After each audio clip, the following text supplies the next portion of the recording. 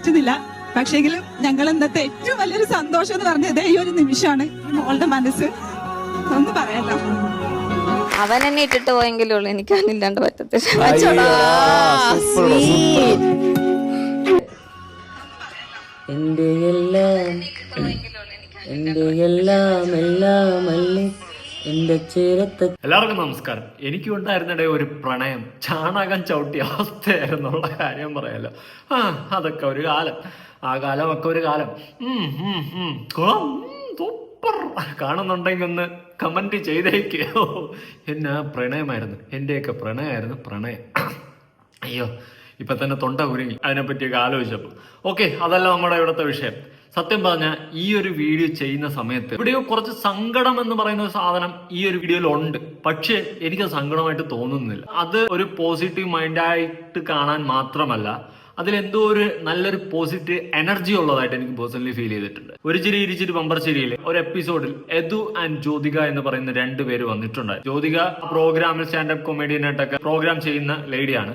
അപ്പൊ അവര് ഒരു എപ്പിസോഡിൽ ഫാമിലി അല്ലെങ്കിൽ റിലേഷനെ പറ്റിയിട്ട് സംസാരിക്കുന്നുണ്ടായിരുന്നു. ആ സമയത്ത് യദു എന്ന് പറയുന്ന തന്റെ പാർട്ട്ണറിനെ പരിചയപ്പെടുത്തുകയാണ്. അവിടെ പരിചയപ്പെടുത്തുന്ന സമയത്ത് യദു ഒരു ആക്സിഡന്റ് സംഭവിച്ച് വീൽ ചെയറിലായിട്ടുണ്ട്. സ്പൈനൽ കോഡിന് ഇഞ്ചുറി പറ്റിയിട്ട് അരക്ക് കീഴ്പോട്ട് തളർന്ന് വീൽ ചെയറിലായിട്ടുണ്ട്.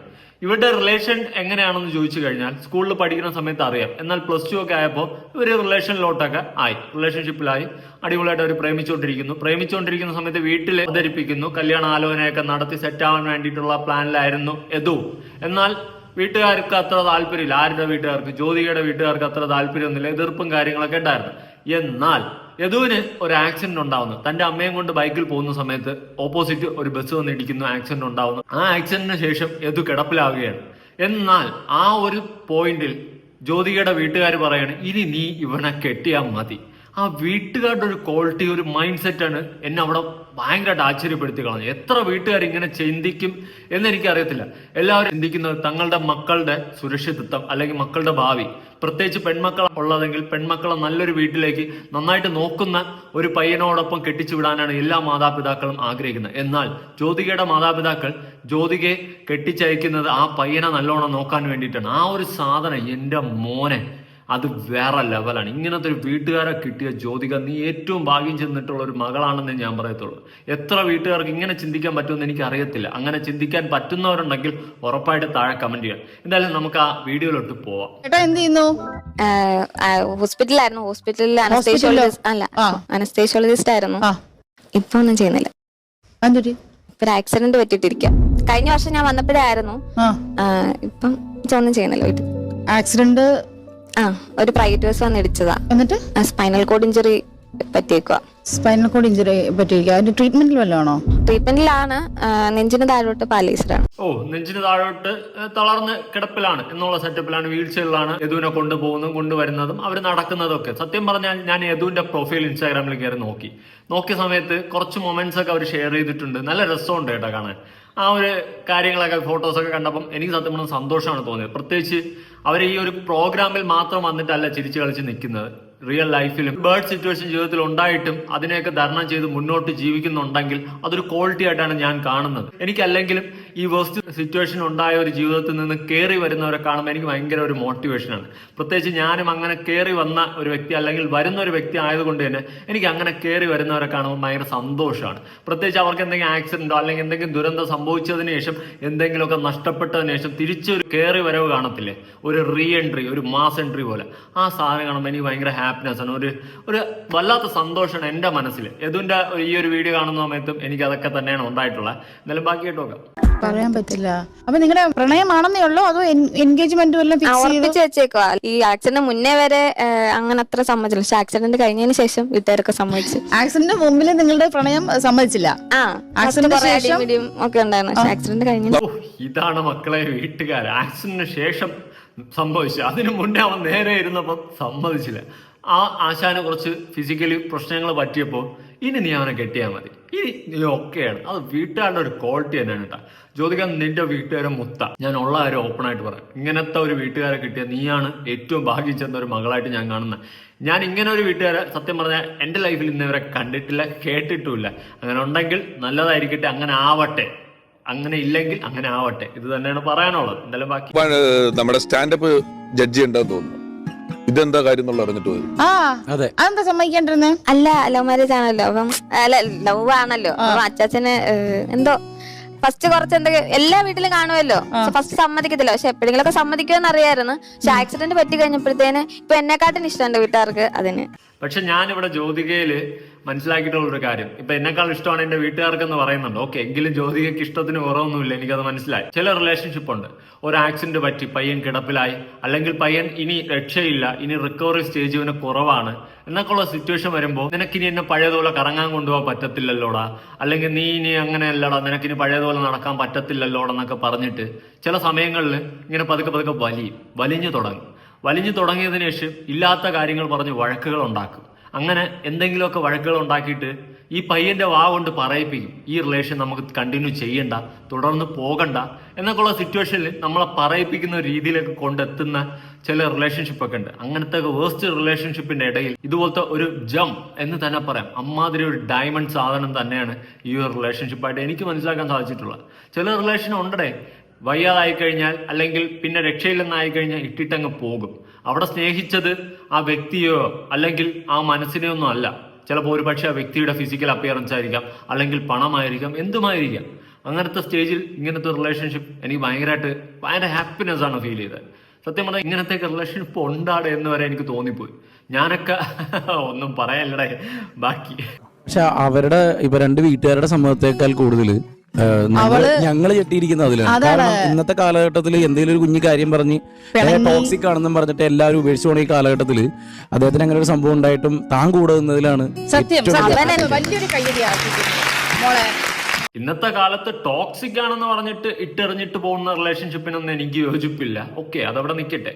പക്ഷെ എല്ലാ റിലേഷൻഷിപ്പും ടോക്സിക് ആണെന്ന് പറഞ്ഞുകൊണ്ട് ചില ആൾക്കാർ പറയുന്നത് ഒറിജിനൽ ആയിരിക്കും, ടോക്സിക് ആയിരിക്കും. ചിലവന്മാര് തുമ്മാൻ പോലും അവസരം കൊടുക്കാത്ത റിലേഷൻഷിപ്പ് ഒക്കെ ഉണ്ട്. അങ്ങനത്തെ റിലേഷൻഷിപ്പ് ഉണ്ടെങ്കിൽ അത് ടോക്സിക്കിന്റെ പീക്ക് ലെവൽ തന്നെയാണ്. പല ടോക്സിക് റിലേഷൻഷിപ്പിനെ പറ്റിയിട്ടും അങ്ങനെ അനുഭവിച്ചിട്ടുള്ളവരൊക്കെ പറ്റിയിട്ട് നമ്മൾ തന്നെ നമ്മുടെ പല വീഡിയോസിലും ചർച്ച ചെയ്തിട്ടുണ്ട്. അതുകൊണ്ട് എല്ലാം ടോക്സിക് എന്നുള്ള രീതിയിൽ നമ്മൾ ടോക്സിക്കിന് എന്തോ കുറ്റം പറഞ്ഞ് കാണേണ്ട കാര്യമൊന്നുമില്ല. ടോക്സിക് ആയിട്ടുള്ള റിലേഷൻഷിപ്പ് ഇട്ടിട്ട് പോകേണ്ടത് തന്നെയാണ്, അത് പിടിച്ചു വെച്ചുകൊണ്ടിരിക്കേണ്ട കാര്യമൊന്നുമില്ല. അവൻ എന്നെ ഇട്ടിട്ട് പോയെങ്കിലുള്ളൂ, എനിക്കതില്ലാണ്ട് പറ്റത്തില്ല. മോളെ കൊണ്ട് അടിപൊളി, ആ ഡയലോഗ് ഇഷ്ടപ്പെട്ടു. അവൻ എന്നെ ഇട്ടിട്ട് പോയാലേ ഉള്ളൂ, ഞാൻ ഇട്ടിട്ട് പോലും. ആ ഒരു സെറ്റപ്പാ. ഇതൊക്കെ കാണുമ്പോഴാണ് നമുക്ക് സത്യം പറഞ്ഞ ഒരു ഹാപ്പിനെസ്, ഒരു റിലേഷൻഷിപ്പിന്റെ വാല്യൂ ഇതൊക്കെ മനസ്സിലാക്കുന്ന. ഇടയ്ക്കിടയ്ക്ക് ഇതുപോലത്തെ റിലേഷൻഷിപ്പിനെ കുറിച്ചൊക്കെ അറിയുമ്പോഴും കാണുമ്പോഴൊക്കെയാണ്. കൊള്ളാം. ഒരുപാട് നന്മകൾ ജീവിതത്തിൽ ഉണ്ടാവട്ടെ. ഇനിയും നല്ലോണം ജീവിക്കാനും നല്ലോണം സന്തോഷത്തിൽ ജീവിക്കാനും സാധിക്കട്ടെ. ബാക്കി ഹലോ, എന്താ പേര്? പേര് യദു. യദു കൃഷ്ണ. ചെങ്ങന്നൂർ തന്നെയാണോ? ആ, ചെങ്ങന്നൂർ ആണോ? നിങ്ങൾ എങ്ങനെയാ ആദ്യം കണ്ടേ? ഞങ്ങള് പണ്ട് മുതൽ ഒരു സ്കൂളിലാണ് പഠിച്ചത്. പക്ഷെ +2 കഴിഞ്ഞതിന് ശേഷം ഞങ്ങൾ കണ്ടിട്ടുള്ളത്. 8ാം ക്ലാസ് മുതൽ ഒരു സ്കൂളിലായിരുന്നു. +1 +2 ആണ് കണ്ടത്. എത്ര കൊല്ലം പ്രേമിച്ചു? 7 കൊല്ലം. കറക്റ്റ് എനിക്കറിയത്തില്ല കേട്ടോ. സൂപ്പർ അല്ലേ? 7 കൊല്ലം പ്രേമിച്ചു. 7 അവനറിയത്തില്ല, അവർക്ക് അറിയത്തുള്ളൂ എന്ന് അവനും പറയുന്നുണ്ട്. നല്ല സൂപ്പർ ഡേ. അവളുടെ ആ ഒരു നല്ല മനസ്സിന് നിനക്ക് ഒരുപാട് അനുഗ്രഹം കിട്ടും. സത്യം, എത്ര പെമ്പിള്ളാർക്ക് ഇങ്ങനെ കഴിയുമെന്ന് ചോദിച്ചാൽ എനിക്കറിയത്തില്ല. പേഴ്സണലി എന്റെ ലൈഫിൽ എടുത്തു കഴിഞ്ഞാൽ എനിക്ക് ഈ ഒരു സംഭവം കാണുമ്പോൾ എന്തോ വലിയ അത്ഭുതമായിട്ടാണ് തോന്നുന്നത്. കാരണം ഞാനൊക്കെ ഒരു ആക്സിഡന്റ് ആയിക്കുന്ന സമയത്ത് അനുഭവിച്ചാണ്. എനിക്ക് അതുകൊണ്ട് വ്യക്തമായിട്ട് അറിയാം ഈ റിലേഷൻഷിപ്പിന്റെ ആ ഒരു വിഷയം. ഞാനൊക്കെ അനുഭവിച്ചിട്ടുള്ളതാണ്. ഈ മുഖം കൊണ്ടാളാന്ന് യൂട്യൂബിൽ വീഡിയോ ചെയ്യുന്നതെന്ന് വരെ എൻ്റെ അടുത്ത് ചോദിച്ചിട്ടുണ്ട്. അങ്ങനത്തെ ഒരു സിറ്റുവേഷനൊക്കെ കടന്നുപോയിട്ടുള്ള ഒരു വ്യക്തിയാണ് ഞാൻ. കൊള്ളാം. എന്നാലും ആ മുഖം വെച്ചിട്ട് ഇന്ന് ഈ ഒരു ലെവലിലെങ്കിലും നമ്മളിങ്ങനെ പോകുന്നില്ല തട്ടിമുട്ടി. അതൊക്കെ അഭിമാനമായിട്ടുള്ള ഒരു നിമിഷമായിട്ടാണ് ഞാൻ കാണുന്നത് എൻ്റെ ജീവിതത്തിൽ കേട്ടോ. എന്തായാലും കൊള്ളാം. ബാക്കി ചോദിക്കുന്നുണ്ടെന്ന് വിചാരിക്കരുത്. ഡോക്ടേഴ്സ് എന്താ പറയുന്നത്? അവര് ഓക്കെ ആവുമെന്ന് പറയുന്നുണ്ടോ? എന്തെങ്കിലും അത് സ്പൈനൽ കോഡ് ഇഞ്ചുറി ആയതുകൊണ്ട് ഒന്നും ക്ലിയർ ആയിട്ട് പറയാൻ പറ്റത്തില്ല. നെർവ് ഡാമേജ് ആയതുകൊണ്ട് ചിലപ്പോ ശരിയാവും. അതൊക്കെ ശരിയാവും. പോസിറ്റീവായിട്ട് ചിന്തിക്കണം. അതിനകത്തൊരു വലിയ ഘടകം എന്ന് പറയുന്നത് നിങ്ങൾ ഇത്രയും ആക്റ്റീവായിട്ടും പോസിറ്റീവായിട്ടും ഇതിനെ എടുക്കുന്നതുകൊണ്ട് തന്നെ അത് ശരിയാവും. നമ്മളിതിൽ വളരെ ഡെസ്പായി പോയാൽ ചിലപ്പോൾ നമുക്ക് ആ പ്രതീക്ഷയൊക്കെ പോകാൻ ഹോപ്പ് എന്ന് പറയുന്ന ഒരു വലിയ കാര്യമാണ്. അത് സത്യമാണ് കേട്ടോ. നമ്മൾ എന്ത് വിഷയം ജീവിതത്തിൽ ഉണ്ടായാലും നമ്മൾ പോസിറ്റീവായിട്ട് തിങ്ക് ചെയ്യണം. പോസിറ്റീവ് എന്ന് വെച്ച് കഴിഞ്ഞാൽ എക്സ്ട്രീം ലെവൽ, പീക്ക് ലെവൽ നമ്മൾ വേറെ ലെവലിൽ ചിന്തിക്കണം. നമ്മൾ കുന്നോളം ചിന്തിച്ചാലേ കുന്നിക്കുരുവോളം കിട്ടുമെന്നൊക്കെ പറയും. അതുപോലെ നമ്മൾ പീക്ക് ലെവൽ അങ്ങ് ചിന്തിക്കണം. ഞാനൊക്കെ അങ്ങനെയാണ് കേട്ടോ. ഒന്നും കിട്ടിയില്ലെങ്കിലും നല്ല പോലെ അങ്ങ് ചിന്തിച്ച് കൂട്ടും. എന്തെങ്കിലുമൊക്കെ ജീവിതത്തിൽ അച്ചീവ് ചെയ്യണം എന്നുള്ള ഒരു ലക്ഷ്യബോധം നമുക്ക് ഉണ്ടാവണം. സ്വാഭാവികമായിട്ട് ഉണ്ടായാൽ മാത്രമേ എന്ത് അപകടം വന്നാലും എന്ത് ബേഡ് സിറ്റുവേഷൻ വന്നു കഴിഞ്ഞാൽ നമുക്ക് അതിനെ തരണം ചെയ്ത് മുന്നോട്ട് പോകാൻ പറ്റത്തുള്ളൂ. എൻ്റെ ജീവിതത്തിൽ നിന്ന് ഞാൻ പറയുന്ന കുറച്ച് പോയിന്റ്സ് ആണ്. നമ്മൾ എന്ത് വേസ്റ്റ് സിറ്റുവേഷൻ വന്നാലും നാളെ നമുക്കൊരു നല്ല ദിവസമുണ്ട് എന്നുള്ളൊരു പ്രതീക്ഷയിൽ നമ്മൾ ജീവിക്കണം. അങ്ങനെ ജീവിച്ചു നോക്കുക, നമുക്ക് പലതും ഈ ജീവിതത്തിൽ അച്ചീവ് ചെയ്യാൻ പറ്റും. നമ്മൾ പ്രതീക്ഷിക്കാത്തതിന്റെ അപ്പുറം നമ്മൾ അച്ചീവ് ചെയ്യും. അത് ഉറപ്പായിട്ടുള്ള ഒരു കാര്യമാണ്. എന്തായാലും ബാക്കി സമൂഹത്തിന്റെ ഒരു വലിയ വിഷയം എന്ന് പറയുന്നത് ജനറലൈസ് ചെയ്യുന്നതാണ്. നമ്മൾ ഒരു മതത്തിൽ ഒരാളെ കുറ്റം പറഞ്ഞാൽ മാത്രമല്ല എല്ലാവരും അതിന് വേദനിക്കും. നമ്മളൊരു വ്യക്തിനെ ആയിരിക്കും പറഞ്ഞത്. അങ്ങനെ ഏത് കാര്യത്തിനും ജനറലൈസ് ചെയ്യും നമ്മളെപ്പോഴും. അപ്പോൾ ഇപ്പോൾ ഈ 2K കിഡ്സ് അല്ലെങ്കിൽ പുതിയ പിള്ളേരിൽ പലരെയും തലമുറ തിരിഞ്ഞ് അങ്ങോട്ടും ഇങ്ങോട്ടും ഒക്കെ ആക്രമിക്കുന്ന, ചീത്ത പറയുന്ന പുതിയ പിള്ളേർ പലരും പ്രശ്നമാണ്, കുഴപ്പമാണെന്നൊക്കെ പറയുന്ന സാഹചര്യത്തിൽ അതേ ബാച്ചിൽപ്പെട്ട അതേ പുതിയ തലമുറയിൽപ്പെട്ട ചിലരാണ് ഇപ്പോൾ നമ്മളെ അത്ഭുതപ്പെടുത്തുന്ന രീതിയിൽ ഇവിടെ നിൽക്കുന്നതും പറഞ്ഞുകൊണ്ടിരിക്കുന്നതും.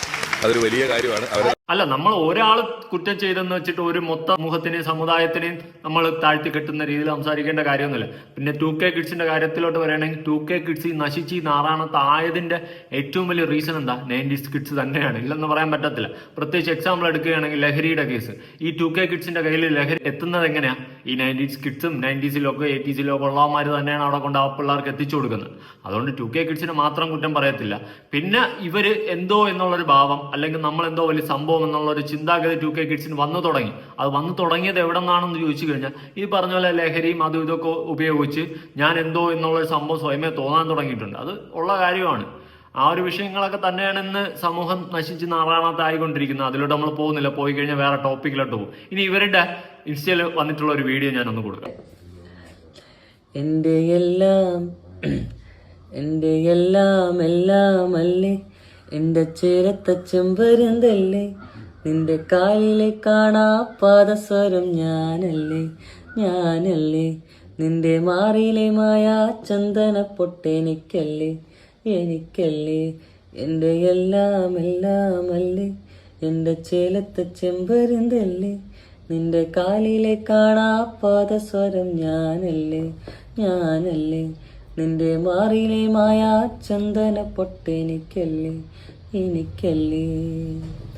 കിണുങ്ങാ കിങ്ങിണിച്ചപ്പേ ചിരിക്കാ ചെമ്പകമുട്ടേ, പിണങ്ങാതെ മിനുങ്ങാതെന്താണ് ഹൊയ് ഹൊയ് ഹൊയ് ഹൊയ്, മയങ്ങാതെന്താണ്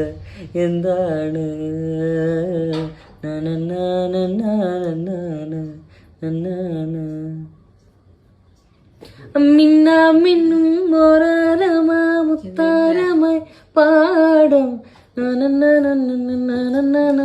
രഗവിശരിയുണ്ടാക്കാം.